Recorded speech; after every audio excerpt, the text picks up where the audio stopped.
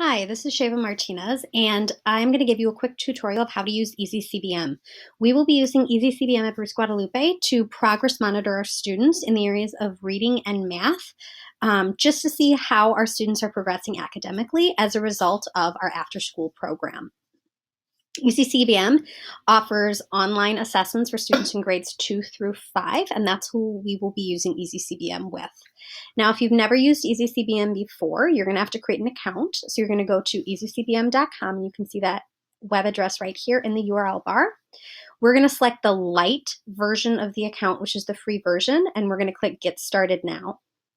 Once we click Get Started Now, you'll see it will ask us for just a little bit of information. I'm getting this red error message because I'm already logged in, so you guys won't see that. You're going to create a username for yourself, enter your school email, and then fill in these other fields, and then click register, and your account will be all set up. Once you log into your account, this is the dashboard you will see. The first thing we're going to need to do is create our student groups and add individual students.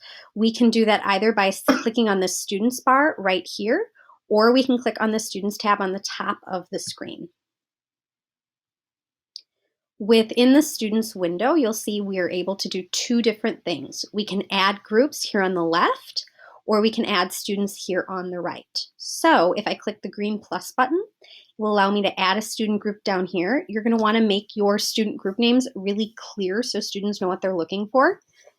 So maybe I could do 4th grade after school reading group, something my students know that they're in that group. Or if I'm doing a math group, this could be my blue math, or maybe my 3rd grade blue after school math group. Make sure the groupings are clear so students know which group they're in, because they will have to select between the groups when they take their test.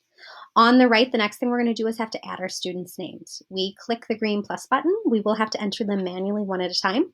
Don't worry about entering the student ID. That'll be generated automatically. Just leave that blank. We are going to want to enter the student's first name, last name, enter their grade level. You can put a gender for them if you'd like. It's totally optional. These additional fields down here, you can feel free to leave blank because we're not tracking that information, and then you can click create. All the students that you create will appear on the right side of your screen right here. So you'll see them right down here, and your student groups will appear on the left. In order to assign a student to a group, I'm going to select my student on the left, and then I'm going to select my group on the left, and then I'm going to select my students on the right. Once I select the students for the group, they're all aligned. There's no save button or anything like that, but just know that yes, these students are now in this group. After you've created your groups, you're going to want to assign a test to these kiddos. So we're going to go up to the top and we're going to click the Measures tab. This is where I can see all my various assessments. At the top, you'll see the different grade levels I can assess in. I'm going to do 3rd grade. At the top are my reading assessments, and on the bottom are my math assessments. If it has this bar over here that says online and I can select to take it online, that means the assessment is available online. We definitely want to use the online ones as much as we can because they're very easy and our students can do them independently at a Chromebook or in the computer lab. You'll see the first 2 reading assessments are fluency assessments, and those don't have online options simply because that's something where the student has to read words to you so you can tell their fluency. Right here is a PDF copy of the materials you will need, and on the left is a PDF copy of the materials your students will need. So if you're doing fluency assessments, you'll just have to print these out ahead of time, and they're quick assessments and the instructions will tell you exactly what to do. For my group of students in reading, I'm going to be assessing them in reading comprehension. I'm going to pick a test I want to assess them on. Please only pick and assign one test at a time, because if you assign multiple ones, those multiple tests will show up and it might confuse students a little bit. So I'm going to pick one test, and then I'll get these options. I can select which group I want to assign the test to. I'm going to assign it to my 3rd grade reading group. And then I can also choose what kind of feedback my students get after their test. Either they can just get a thank you message for submitting their test, they can get an overall score that just tells them how they did, or they can get detailed scoring, which will tell them which questions they got right and wrong. You decide how much information you want your students to see.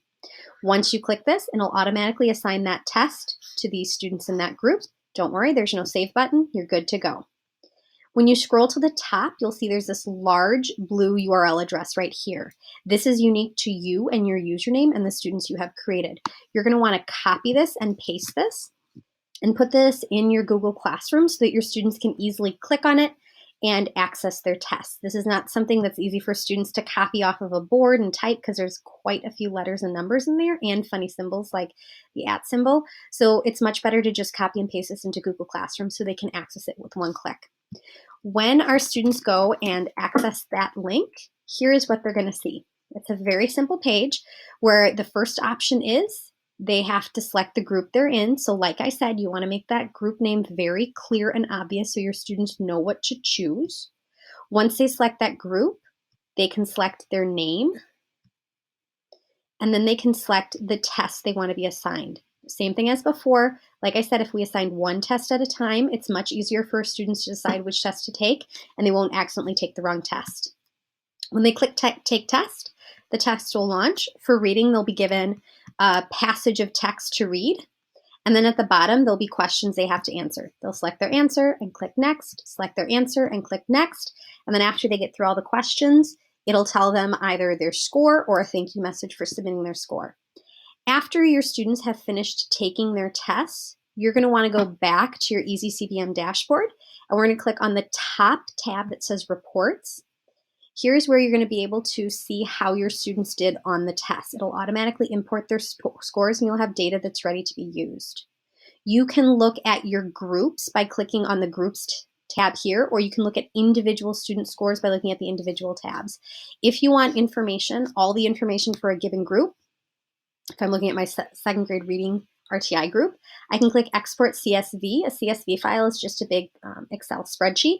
I can export that and it'll tell me how my students have done over time.